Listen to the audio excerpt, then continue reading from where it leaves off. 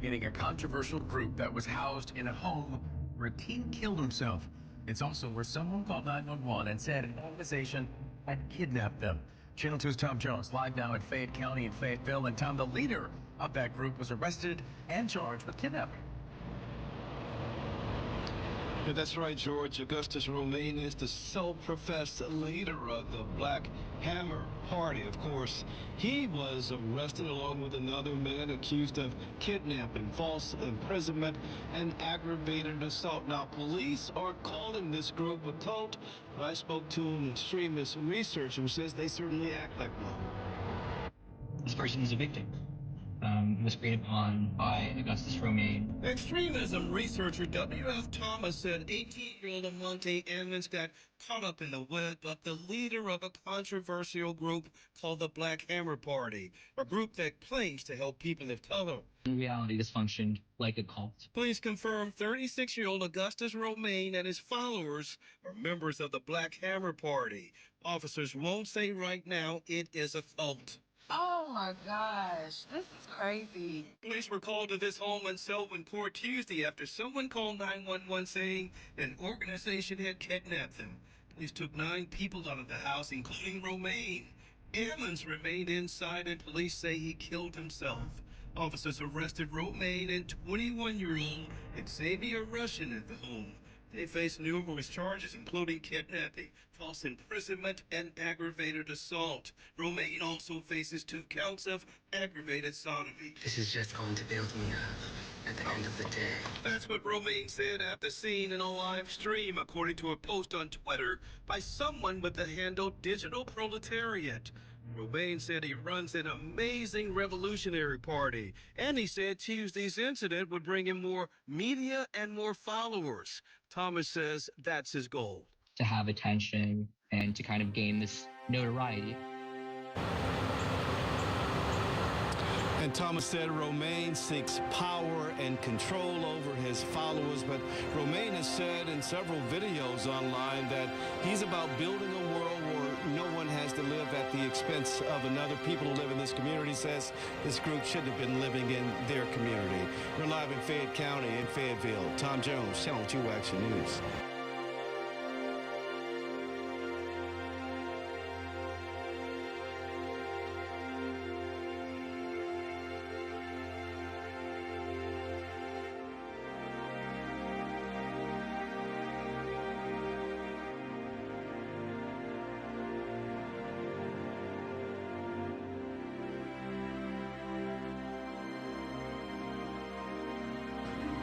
On bloody soil of millions of indigenous girls.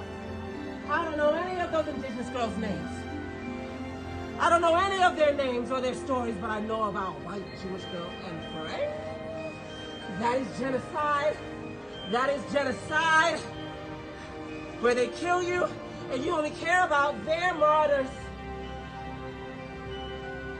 And don't tell me that a white Jewish girl and Frank ain't white. Just because 2 white people are fighting don't mean that that white person's not white to my black behind. Ask the black Jews in Brooklyn who had their children ran over by white Jews if white Jews are white. Ask the Palestinian children who are bombed and drilled every day by white power Israel if they are... Sheathed with a sword unsheathed.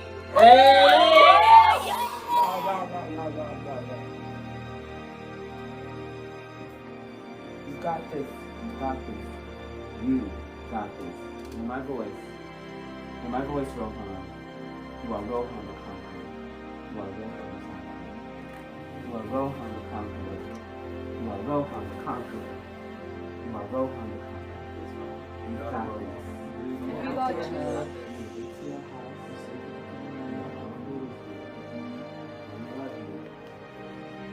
Safe because of what you have built. You are not safe from us giving you charity. You are safe from what you have built. You are strong. You are powerful. You are great. And we are highly self-critical for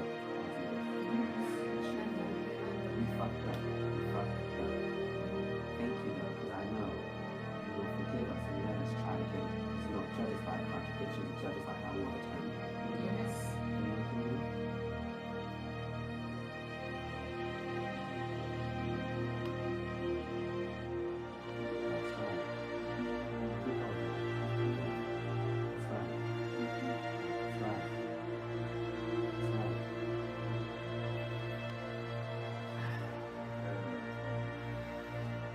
me. Follow me.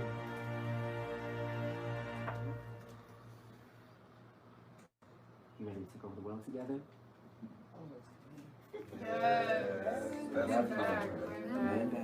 Let's all be a lot more mindful, please. Land back. If you want to cheer, just this, y'all. Just this. Just this. Thank you. Land back. Thank y'all for being patient with us. Thank y'all for being patient with us. Literally asking you, saw the tweets or not. That's it. So you saw them, and so she's saying she's going to get vaccinated. So that's the only question I was posing. She's not saying that she's getting vaccinated. She did right here. Read it again. Okay, she said, I sure will be vaccinated as well because I have to go on tour. So that's I what she sure gave me. will be. Not that she's going to be right now, today, anything like that. But she also continued to say that she's going to continue to do more research. We want to know, even if Nikki takes the vaccine today, we want to know why was she attacked for saying she wants to do more research. Exactly. Why is somebody attacked? Why is a black woman attacked for saying I do not trust the same colonial healthcare system that gives forced vasectomies to 1,500 indigenous women that they call immigrants on the borderline? That's what she's supposed to support. Anything else you guys want to say? We want to say Fauci is a liar, the CDC is lying, and Nicki Minaj is one of the only celebrities to say that we need to have a doubt, that we need to be skeptical. And that skepticism should not be attacked. That skepticism should not be called dumb and stupid. We will continue to expose your names, That's right. your phone numbers, your addresses, your children's names. That's right. When your children go to school, That's right. I will make sure to inform all kinds of websites and chat rooms in the dark web of the locations of your children. Yeah! You know who be on those websites in the dark web. Sex traffickers, kidnappers. Oh yes, we'll let them know where your little girl goes to school. Piggy Wiggy! Piggy Wiggy! Wiggy, wiggy! And while your daughter is walking home one day, she'll be kidnapped and pushed into sex trafficking. Anyways, what do y'all think? So let's go first with Chief Sir. How you feeling about this situation? Laying back, yeah, I think it's good. That person, it's a sellout. It's a threat to the people, and they neutralize that threat to the people. And I think, like, especially being in the United States of America, like, obviously our military is for white power. It's colonialism, it's imperialism, it's capitalism. It's built on our genocide. It exists to sustain our genocide, to feed this colonial beast. But like, if you have a really super U.S.-centric politic where you see all militaries like that, then you're kind of fucking up because you don't have this global view. And like, so not all militaries are colonial militaries. Just like, you know, not all pigs are colonial pigs. Like, the way it is supposed to work is like, you got the state, right? Which is like the government or whatever of the nation or what have you. And then you have the military and the pigs, which is the arm of the state that enforces its will. So like, if the state is for the people, then it's like a people's army. It's a people's protection. Like, it protects the people and their interests, which is what we have in Black Hammer, shout out Defense. And so they neutralized a threat to the people. Like, the masses were clearly not in unity with this neo-colonial sellout. So yeah, like, what do you expect to happen? Like, Period. Someone said, if I could say anything to Anne Frank, what would I say? Go to blackhammer.org/reparations. Yes, and unite, get on the right side of history. And give all those billions that you made off of the fake story your father wrote that went into Israel to bomb and drone Palestinian and African people. That's what I would say to Anne Frank. The same thing I say to all white people. Period. All right, are we done? Well, yes, I have the honor that I did create the Proud Boys. So basically what had happened was, I'm doing my thing on the YouTube, and the Proud Boys formed in my comment section. Like, they became buddies, they became friends, and they grew an organization. So the two organizations that have come out of my Poom Poom is the Proud Boys, which is the most young, vibrant white nationalist organization out there, and Black Hammer, the most young, vibrant anti-colonial organization out there. So like, bitch, I birthed twins, like, and they both bad bitches. So, well.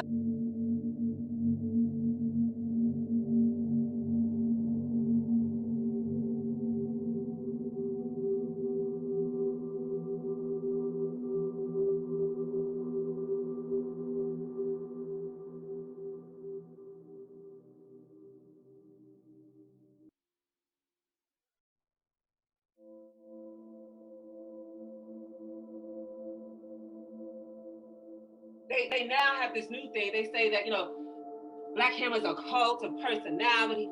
Guys, he's a cult leader. Like, that's the new thing.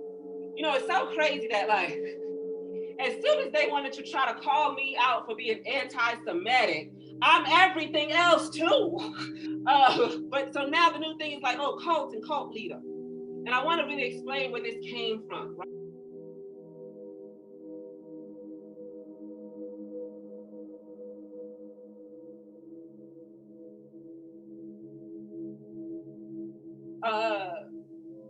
I think I have to give us this part, but just so you know, the social phenomenon known as cult or a cult is actually something that was produced by the FBI.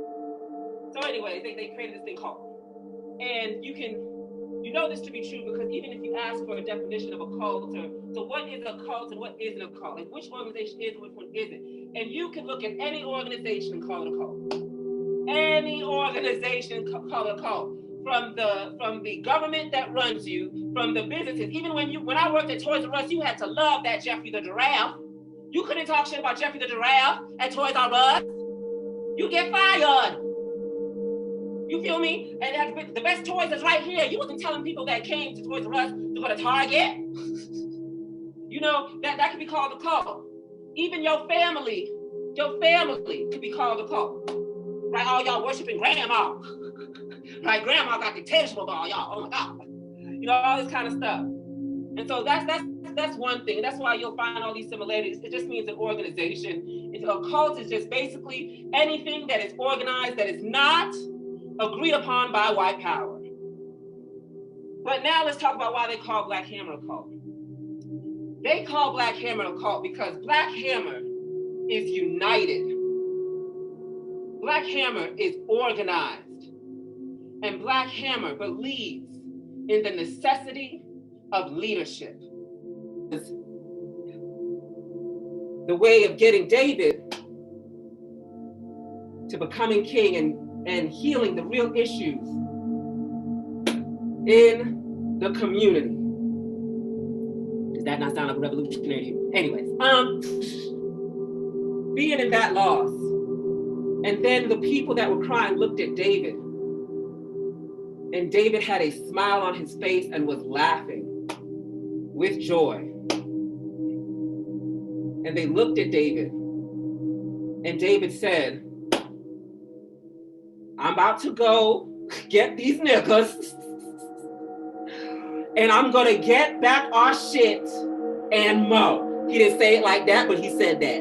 And I'm about to get our shit back and more. Follow who trusts me. And if you don't, I don't care because I know I'm about to be victorious. And 600 of David's men went with him. David had way more than 600, but some of them let the doubt get to them. Some of them let the loss get to them, but David did not. David went, found who stole his shit and his people's shit, and took it all back. His children were alive, his wives were alive, his animal stock was alive, and he got more. The whole village even got more, and they defeated all of the enemies, and they brought all of that back. And when they were riding back, the soldiers that rode back with David said, the comrades that rode back with David said, David, we're not giving nothing to those fake comrades that did not come with us. And David said, no. They will get their stuff back too. And they will get more, the same equal as you who came with me. Because this is a new day where no one lives at the expense of another and we're all equal.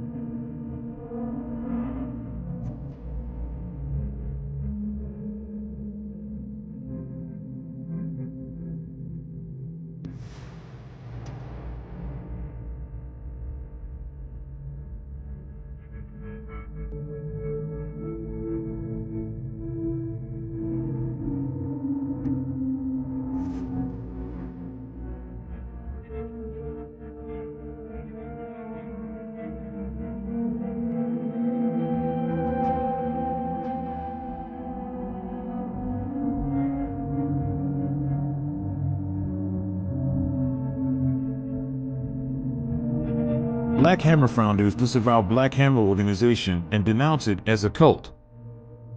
Founders statement: formal disavowment of the Black Hammer organization and condemnation of Augustus Roma Gazzi. Introduction. Rob.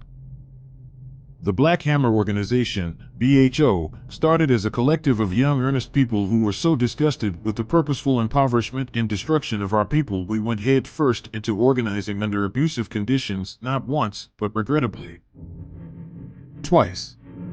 We understood that we were up against Pate's highly sophisticated weapons of warfare. We understood we were up against a network of well-funded organizations whose sole purpose is to squash young minds interested in freedom. We understood that we were up against the most mighty empire that the world had ever seen.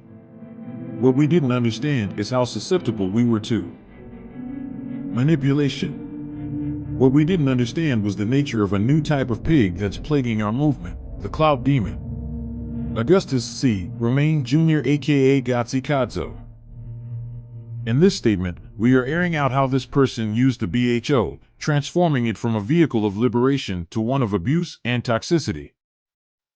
But first, as the former leaders of BHO and people who set out to be honest revolutionaries, we cannot ignore the crime we committed in giving this new breed of pig a platform and allowing ourselves to be used in the subjugation of our people. Leaders of the Black Hammer organization were weaponized in petty internet squabbles berating black women, tearing down our political prisoners like Kevin Rashid Johnson, Pan-Africanist and indigenous organizers. Even though we said the colonizer was our enemy, only our brothers, sisters, and siblings received this kind of smoke. We were making enemies of those who by any measure should have been our allies. Divide and conquer is the oldest colonial trick in the book, and we, as steeped in revolutionary science as we are, fell for it hook, line, and sinker. Externally, all Black Hammer allies would inevitably be petty bourgeois sellouts that deserved the worst animosity. Internally, the Black Hammer leaders either stood idly or actively participated, as Augustus would verbally abuse his comrades under the guise of criticism. How stupid could we have been to think we were building cadre? We were building lackeys. The Black Hammer leaders were part of rigged meetings devoid of principle under a mockery of so-called democratic centralism in which dissent was isolated, and bright comrades whose ideas could have saved so many of our people thrown away. For what? For what? Hammer fucking city. This digital neo-colonialist's Jonestown. But instead of a city, Augustus had to settle for a house overriding with violence of a physical, physiological, and sexual nature. In this capitalist crisis, while the bourgeois is at each other's throats, in a time so ripe for revolution, we the undersigned have committed a crime that could be beyond self-criticism.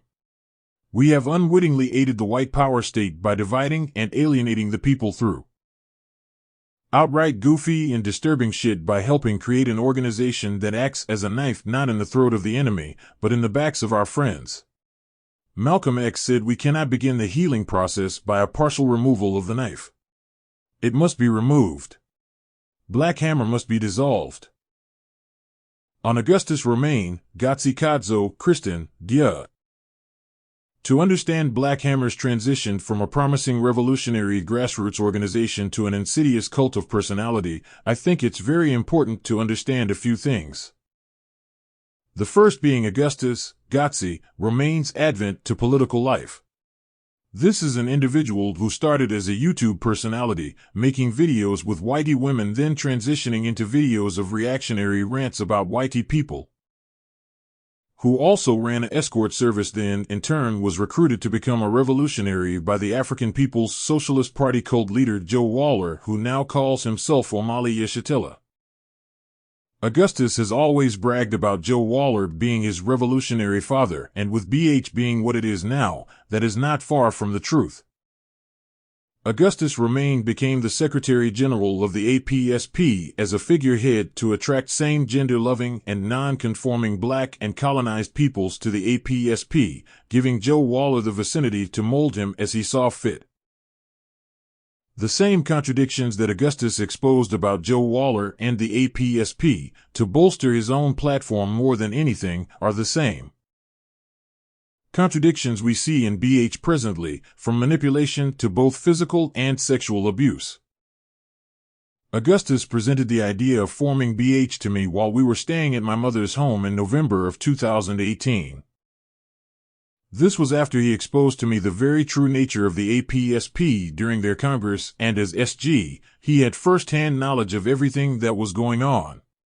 When the Congress was over and we returned to the APSP's headquarters in St. Pete, FL, it was then that he convinced me that we should leave. Secondly, and most importantly, I think it can be accurately assessed that the creation of BH was driven by Augustus' need for livelihood in addition to building an organization that would sustain himself. Augustus could not return home to Stone Mountain, Georgia to live with his mom, and abandoning his SG position with the APSP meant that he'd have no financial resources either. His findings about the APSP stand on their own, and it's even more important to understand that from every video that was used to expose the APSP to even the BH launch party, which was promoted as Gotzi's launch party, was used to shore up his supporters and followers. This is evident as he made each contradiction revolve around him as an individual. It's also evident in BH's methods of work, as all interactions are solely based in petty spats instigated by Augustus. Then, in turn, the organization is mobilized for his defense, as these individuals are deemed his enemies. My arguments to first establish a constitution and organizational manual for BH in the developing stages were berated by Augustus as me not putting in enough effort to build BH. His solution was to take the Constitution and Organizational Manual of the APSP and any other manual that he still has access to and simply change every mention of APSP to BH. Even though we professed that BH would never be another APSP, there was no way to see that we essentially were doing just that. Lastly, in forming BH, myself along with the other founding members were completely robbed of the opportunity to accurately access and heal from the indoctrination we faced while members as APSP. Augustus and I left St. Petersburg in November. We were already having meetings about BH in January, if not sooner. This can only be seen no other way as tactics used against us, knowing that we were still malleable to his personal agenda, as we were still permeated with the ideals instilled in us by the APSP. That if you did not give your every waking second to the revolution, then you were not a true revolutionary, which was only a guise to hide the true parasitic and exploitative relationship between the organization and its members. There was no period for us to no longer see Augustus as the SG of the APSP, as our leadership. Even though we were all to be chiefs of the organization, the dynamic of the relationship between this individual and the comrades did not change. It has taken a very, very long time to even reach this point. There have been so many things to unlearn and unpack. And just the embarrassment alone of being a part of not one but two cults has been extremely demoralizing and alienating. I just want to say to all new young revolutionary minds, DOYOMF research about these ORGs before you become a member. Anyone can be one with a mission statement, platform, principles of unity, but in addition to those things, you must understand their methods of work and how the organization is governed. Make no mistake, revolution is past due, but we can't afford to lose anyone else to these clout chasers and cults of individuals. BH may have begun with the promise of being a true revolutionary grassroots organization, but that aspiration was robbed, then warped into something insidious by an individual who has no true aim of truly working in the interests of colonized peoples. How Black Hammer devolved into a cult, Point 1 Sue. Here we present a material analysis on the factors driving BHO's degradation from a promising potential anti-colonial revolutionary force into a full-blown cult of personality. It is important to understand that the work on the ground is legitimate. However, Augustus' motivations for these Serve the People campaigns are insidious, and none of them include actually serving the people. The fact that it ends up happening is of inconsequence to Augustus. The campaigns are done to pull willing revolutionaries in. Once they're in, Augustus targets and love bombs them, grooming them for leadership positions. When he feels they've been sufficiently groomed, the cult exposes itself through his outright manipulation, lies, violations of democratic processes, gaslighting, assault, breach of privacy, crossing of boundaries, etc. Even once the person has fully been groomed, Augustus still has them go on outreach. Augustus intends this not only to bring more people into the cult via the political astuteness and charisma of others, but also to pervert political education in order to convince members they are truly serving the people by giving their all to the revolution, when in reality they are giving their all to building Augustus' cult of personality.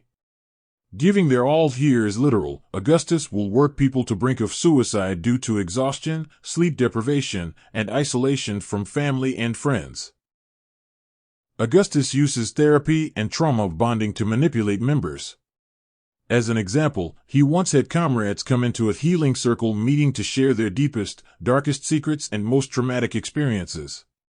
He later used everything from this meeting to berate and emotionally mentally abuse members when they refused to bend to his will. Augustus also had fake therapy in BHO, wherein one of the therapists was reporting what was shared during therapy sessions, presumed to be confidential, as all legitimate therapy is. Augustus in turn used this information to seem as if he was intuiting members' deepest emotions, desires, and insecurities, which he used to love bomb and ingratiate himself to, or alternatively abuse and berate them. These members were then deluded to believe Augustus really knows them, when in reality he was breaching their privacy by spying on their therapy sessions. Once the trauma bonding is complete, Augustus begins to cross boundaries.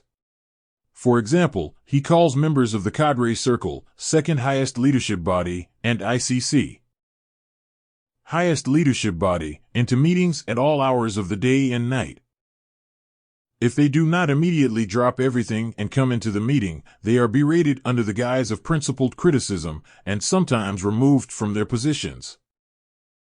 Members of the ICC and cadre circle are expected to come into these meetings even if they are at work, driving, or in extreme cases at family gatherings or even funerals.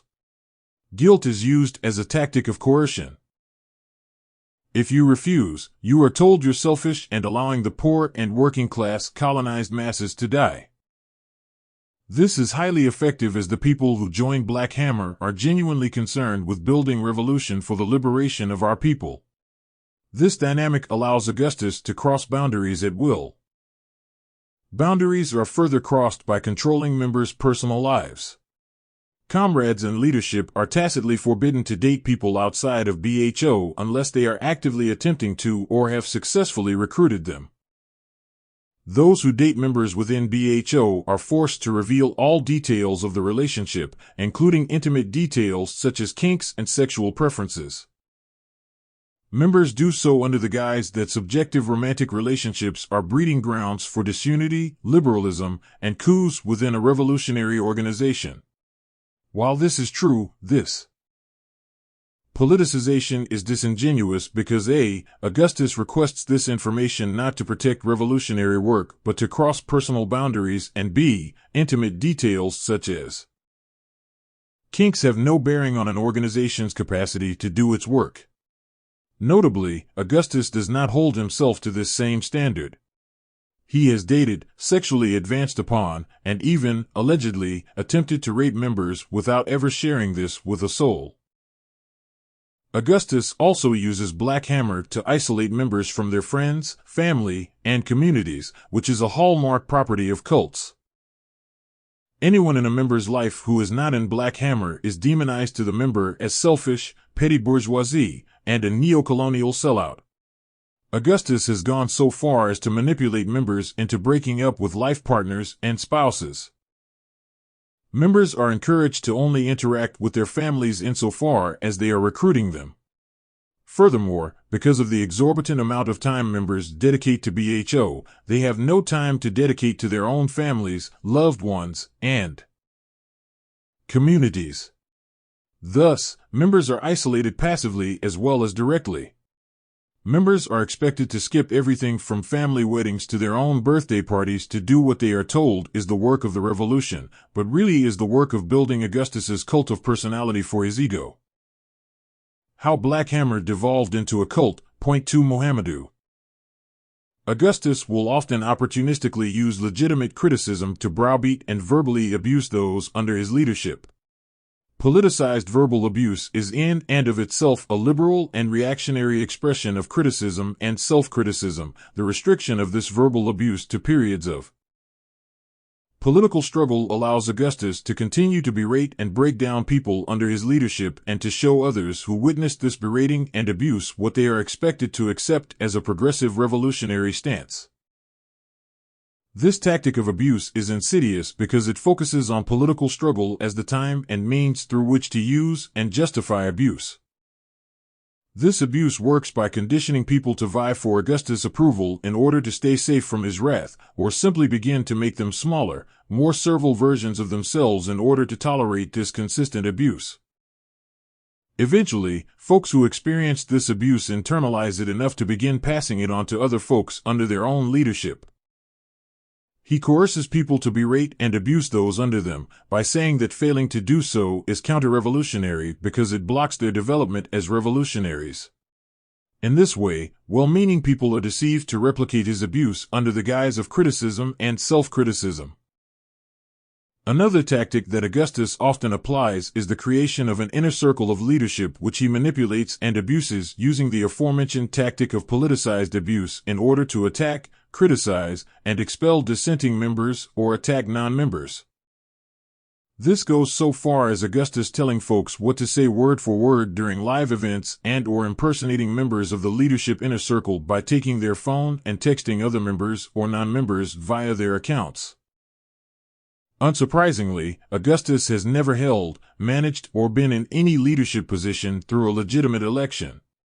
All of the elections that go on in BHO, often right down to the chapter secretary roles, are handpicked by Augustus. He will often cycle people out of ICC and CCC roles at whim based on how he is feeling about their competence, their tolerance of his abuse, and their willingness to feed his ego. Any form of dissent is swiftly met with replacement within a 2 to 3 week period. During this time, the replacement comrade is groomed and set up for a complete seemingly unanimous unity around their leadership position and title. Every election that is run in BHO, Augustus has and will manipulate in order to achieve the outcome that he intended for that particular election. This is oftentimes due to the fact that he is the only one that has truly called an election. Though the BHO manual states any member can at any time call an election for the CIC role, this has never actually happened, and those who call for it to happen are removed from their positions or expelled. Augustus is the only leader in the BHO that has not been up for re-election legitimately or replaced throughout the entire history of the organization, which is a direct reflection of his complete corruption of the democratic process. As founders, we can wholeheartedly say that there has never been an election that Augustus has not actively or passively aggressively manipulated the result of, in many cases telling candidates and voters what to say word for word. In addition, Augustus will often have unelected members in leadership roles for months at a time before calling for an election for that position. Finally, Augustus will have folks in extended meetings, some of them lasting up to 8 hours, which he will immediately call an election after. Often, folks are so exhausted and ready to end the meeting that they will just go along with whatever Augustus proposes, just to end the call. We hope it is clear that Augustus cannot be trusted to run, participate in, or oversee any legitimate elections. Furthermore, Augustus does not allow for dissenting opinions, or really anyone challenging him at all. One of Augustus' main tactics for dealing with dissenting members is to conduct purges. Augustus will do this by preparing folks in leadership for the purge by manipulating the narrative so that the purge targets are seen as anti-revolutionary forces or state agents. Once he is satisfied with the level of support he has for the purges, he will immediately call for an urgent meeting and begin the process of expelling members. During this process, anyone who disagrees is also purged. Augustus has gone as far as developing plans to murder dissenting members in Hammer City after having a member challenge him in a meeting where his treatment of members under his leadership was brought up.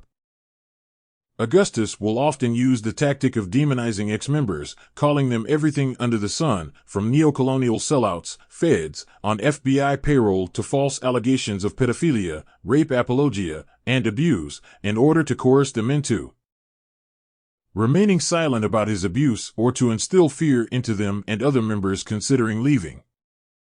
Finally, it must be understood that Augustus C. Romaine Jr. is purely and simply a grifter, a sellout, a con artist, and a counter-revolutionary of the highest degree who cannot and should not be trusted in any capacity. His abuse, as documented here through his time in the BHO, can only be described as a complete and total betrayal of the revolution with the most selfish interest at heart that has traumatized hundreds of budding colonized revolutionaries and potential revolutionaries alike. We would like to clarify that this is likely what Augustus always intended to do with the BHO. His perversion of political education, consistent verbal abuse, and manipulation are simply the tools Augustus currently chooses to enact his will. Currently, Augustus is likely sleeping in his king-sized bed, with a marble shower, abusing his designer lapdog, which he purchased using $2,000 of the Hammer City money, and living with members at an Atlanta MC mansion in order with his debit card, which has always been linked to the dues account of the organization. Having transferred the remaining $80,000 of what's left of the $120,000 raised for Hammer City to his personal account, he is likely to spend the money trying to continue to grift and to exploit budding revolutionary youth, much like his revolutionary father Joe Waller aka Omali Yeshitela. Testimonials and evidence can be found at tinyurl.com disavowment. Please note they include discussion of verbal, physical, and sexual assault, gun violence, false pedophilia and abuse allegations on African people, and sicking the state on colonized people. How to move forward, former member. As we look around us and drown in the sea of white nationalism and imperialism, we find ourselves desperate to do something to try to change the world for the better. We think about the world that the generation after us will inherit. We dream of a world where African and indigenous people can truly live in peace and have true autonomy over their lives. No one is saying that there would be a world of utopia, but it could be damn close. Our ancestors lived in harmony with the planet, and while I believe we would have advanced technologically, we still could have lived our lives in a way that shares the world's resources with others, was not detrimental to the planet, and had a quality life. This is what ultimately drew some of us into the work, but unfortunately I have decided for now to take an indefinite break from organizing. This does not mean that there is nothing to come, but because I have gotten sucked into two cults, I know I now need to be less trusting and use more discernment about who's really into the work for clout or the need to control others, and who's truly out doing the work. I do see other organizations doing good work and see other comrades out there who I wish I had encountered before Augustus, but where I will start is by revolutionaries and people who want to get involved should look for. List equals 1. Beware of feeling pressured into joining before you are ready. This was evident both times I joined. Not only was it feeling pressured, it was also like if I didn't join, there might be some backlash if I decided not to. You also may get a lot of calls and pressure into attending every meeting this organization has, and scolded if you don't. Beware of meetings that seem to have an agenda to character assassinate and if everything the leader says is agreed upon. Also, if others have a difference in opinion, their voice is silenced or they are villainized. That is a huge indication that you may be dealing with a cult. Pay attention to how you feel when someone from the organization, particularly the leader, reaches out to you.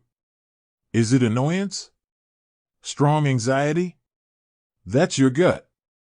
Don't ignore it. If this org is preaching that they are the only group that can achieve a specific goal, especially one that realistically will take years to accomplish, that is also a red flag.